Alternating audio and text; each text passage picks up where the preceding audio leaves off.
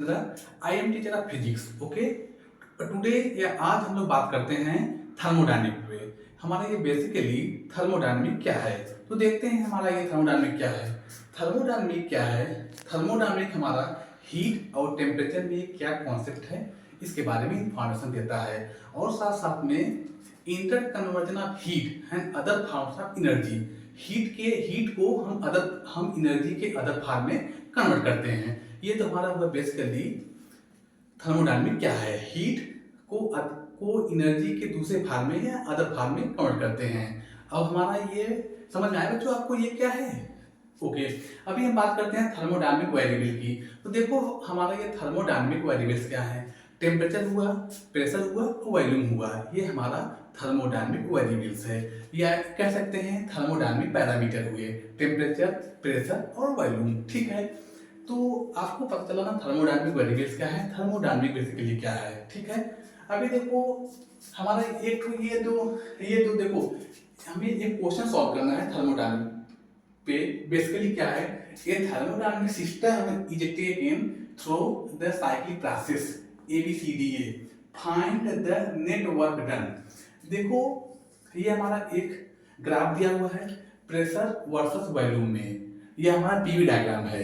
तो PV diagram जो basically क्या होता है, वॉल्यूम हमारा एक्स एक्सिस पे है, प्रेशर हमारा वाई एक्सिस पे है, वॉल्यूम हमारा मीटर क्यूब में है, प्रेशर हमारा न्यूटन पर मीटर स्क्वायर में है। ठीक है, अभी हम क्या करते हैं, हम इसमें हमको net work done find out करना है। तो देखो net work done find out करने के लिए क्या करते हैं, यह प्रोसेस हमारा एक साइक्लिक प्रोसेस है। ये जो प्रोसेस दिया हुआ है ये पीवी डायग्राम में, ये प्रोसेस साइक्लिक प्रोसेस है, और साइक्लिक प्रोसेस में जो हमारा इंटरनल एनर्जी होती है वो जीरो होती है। साइक्लिक प्रोसेस में इंटरनल एनर्जी जीरो होती है, इंटरनल एनर्जी जीरो होती है। साथ साथ में जो हमारा वर्क डन होता है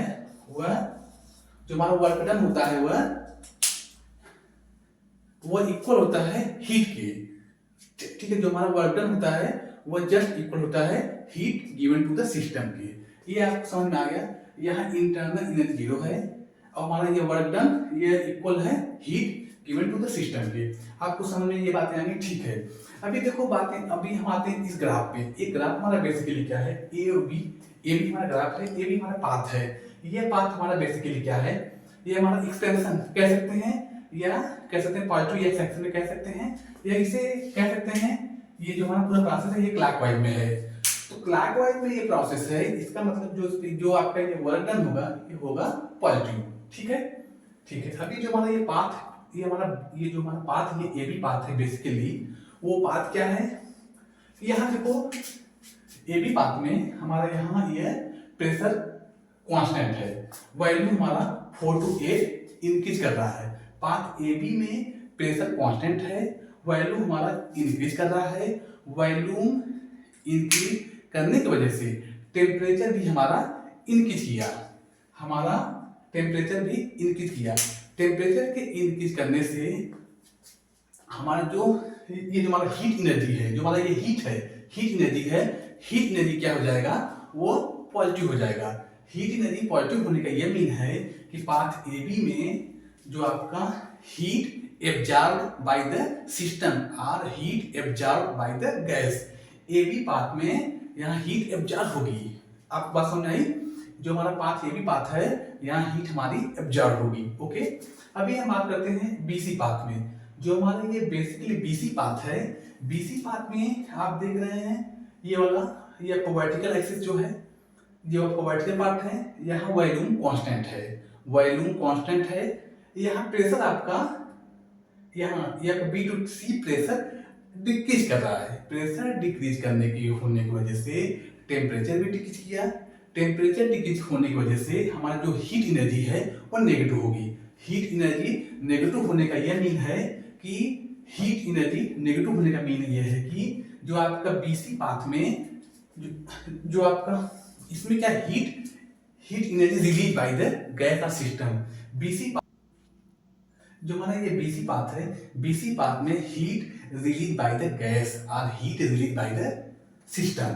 अभी हम आते हैं पाथ सी और डी पे। आप ध्यान से देखिए, पाथ हमारा सी और डी में यहाँ प्रेशर कांस्टेंट है, वॉल्यूम हमारा डिक्रीज कर रहा है, वॉल्यूम डिक्रीज कर रहा है इसका ये मीन है वॉल्यूम डिक्रीज करने का मतलब है टेम्परेचर भी डिक्रीज किया है, टेम्परेचर डिक्रीज किया इसका मतलब जो आपका हीट एनर्जी है वो नेगेटिव होगा। हीट एनर्जी उस टाइम C to D में हमारा हीट रिलीज होगा, heat release by the gas और heat release by the system. C और D में भी हमारा, क्योंकि हमारा यहाँ जो हीट एनर्जी है नेगेटिव है, उस टाइम हमारा यहाँ से heat release by the system और गैस। ठीक है, अभी हम आते हैं डी टू ए पार्ट में, डी से ए पार्ट में हम आते हैं। इस पार्ट में देखते हैं हमारा ये वॉल्यूम यहाँ कांस्टेंट है, वॉल्यूम हमारा यहाँ कांस्टेंट है, प्रेशर हमारा इंक्रीज कर रहा है। प्रेशर इंक्रीज करने की वजह से हमारा टेम्परेचर भी इंक्रीज किया, टेम्परेचर इंक्रीज करने की वजह से हमारा यहाँ heat absorbed by the system और heat absorbed by the gas. इस पार्ट में आपका हीट यहाँ एब्जॉर्ब हो रहा है, आप देख रहे हो ना, इस पार्ट में आपका हीट आपका एब्जॉर्ब हुआ, इस पार्ट में हीट आपका एब्जॉर्ब हुआ, इस पार्ट में हीट आपका रिलीज हुआ, इस पार्ट में हीट आपका रिलीज हुआ। ठीक है, आपको ये बात समझ में आ गई। हाँ, अब देखिए हम यहाँ आते हैं, जो हमारा ए ओ बी हमारा जो पार्ट है, यहाँ प्रेशर कांस्टेंट है, वॉल्यूम वेरी कर रहा है, इसका मतलब ये आइसोबैरिक पाथ है, आइसोबैरिक पाथ है। ए ओ बी आपका क्या है, आइसोबैरिक पाथ है। ठीक है, यहाँ देखो D to A volume constant है, प्रेशर आपका वेरी कर रहा है या इंक्रीज कर रहा है। यहाँ हमारा ये आइसोकोरिक पाथ है, आइसोकोरिक पाथ में वॉल्यूम कांस्टेंट या फिक्स होने की वजह से work done A to D path में वर्क डन हमारा यहाँ 0 होगा। ए बी हमारा यहाँ आइसोबैरिक पाथ है, ये भी हमारा यहाँ आइसोबैरिक पाथ है, आइसोबैरिक है। आइसोबैरिक में हमारा वर्क डन मैक्सिमम होगा, आइसोबैरिक में हमारा वर्क डन मैक्सिमम होगा। ये हमारा जो हमारा है, ये हमारा आइसोकोरिक है, ये हमारा आइसोकोरिक है। आइसोकोरिक में हमारा यहाँ वॉल्यूम कांस्टेंट होता है, वर्क डन 0 हो जाएगा। इस वाले पार्ट में हमारा जो हमारा वर्क डन होगा वो 0 हो जाएगा। ठीक है, आइसोकोरिक में। तो अभी आपको ये बात समझ में आ गई है, अभी तक मैंने जो ये चीजें कही हैं। ठीक है, अभी क्या करते हैं, हमको ये जो हमारा एक पीवी डायग्राम है, इस पीवी डायग्राम से हमें यहाँ net work done find out करना है। तो हम यहाँ नेट वर्क डन कैसे फाइंड आउट करेंगे, आप देखो इधर, ये हमारा जो हमारा ये देखो, ये हमारा जो पी का एरिया निकालेंगे। पी और वी का एरिया निकालने का मतलब ये है कि प्रेशर और वॉल्यूम का मल्टीप्लाई, प्रेशर और वॉल्यूम का मल्टीप्लाई, प्रेशर और वॉल्यूम का मल्टीप्लाई, ये बेसिकली वर्क डन होता है। प्रेशर और वॉल्यूम का मल्टीप्लाई बेसिकली वर्क डन होता है। तो अभी देखो हमारा यहाँ से लेके ये डिस्टेंस टोटल 8 है, यहाँ से ये डिस्टेंस हमारा 4 है। तो हमको ये वाला डिस्टेंस फाइंड आउट करना है। तो ये वाला डिस्टेंस कैसे फाइंड आउट, 8 - 4 ये 4 हो गया, ये वाला डिस्टेंस जो इसका ये विड्थ हो गया। अभी देखो यहाँ से ये 6 है, ठीक है, यहाँ से यहाँ ये 2 है, यहाँ से यहाँ तक ये 2 है, तो ये 2 है, ये यहाँ से आता ये 2 है, ये 6 है, ये कितना हो गया, 4 हो गया। ठीक है, हमारा ये जो हमारा AD है, इसका जो विड्थ है, जो हमारा ये जो हमारा ये जो CD है, इसका विड्थ हो गया, इसका यहाँ 4 है, C to D 4 है, ये आपका 4 मीटर क्यूब है। ये वाला जो हमारा है आपका बेसिकली हमारा 4 न्यूटन पर मीटर स्क्वायर है।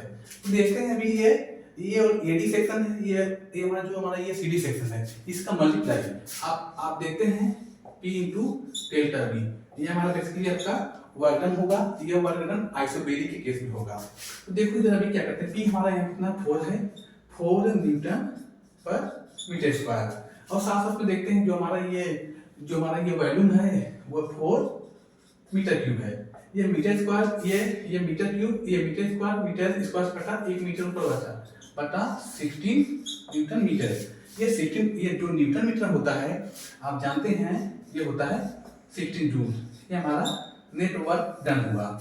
नेट वर्क डन यहाँ पॉजिटिव हुआ, इसका यह मीन है कि हमारा ये जो प्रोसेस है ये क्लॉकवाइज में हुआ। अगर हमारा ये नेट वर्क डन नेगेटिव होता है, इसका मतलब हमारा ये एंटी क्लॉकवाइज में है। It's over.